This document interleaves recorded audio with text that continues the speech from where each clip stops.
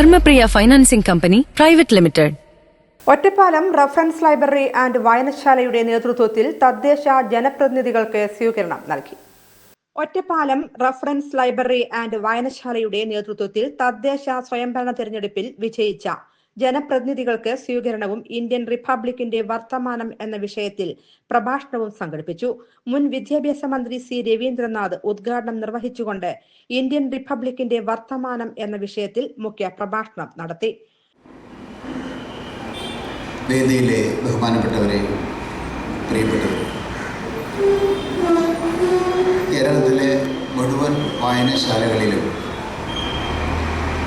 ഇത്തരത്തിലുള്ള ചർച്ചകൾ കുറച്ച് നാളായി നടന്നുകൊണ്ടിരിക്കുകയാണ്.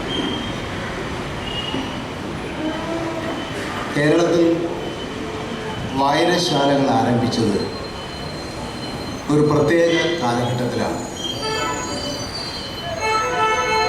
ഗ്രാമങ്ങൾ തോറും വായനശാലകൾ ആരംഭിക്കുന്നത് നവോത്ഥാനത്തിന് ശേഷമാണ്.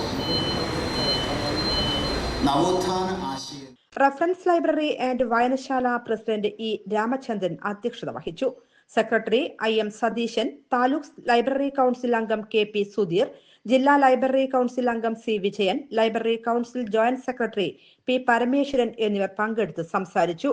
ചടങ്ങിൽ ഒറ്റപ്പാലം നഗരസഭാ chairperson MK Jayasudha, vice chairman K Rajesh, വികസന standing committee chairman Suneera Mujeeb, ക്ഷേമകാര്യ സ്റ്റാൻഡിംഗ് കമ്മിറ്റി അംഗം സവിത, ആരോഗ്യ സ്റ്റാൻഡിംഗ് കമ്മിറ്റി അംഗം KK രാമകൃഷ്ണൻ, വിദ്യാഭ്യാസ സ്റ്റാൻഡിംഗ് കമ്മിറ്റി അംഗം S പാർവതി എന്നിവരെ ആദരിച്ചു.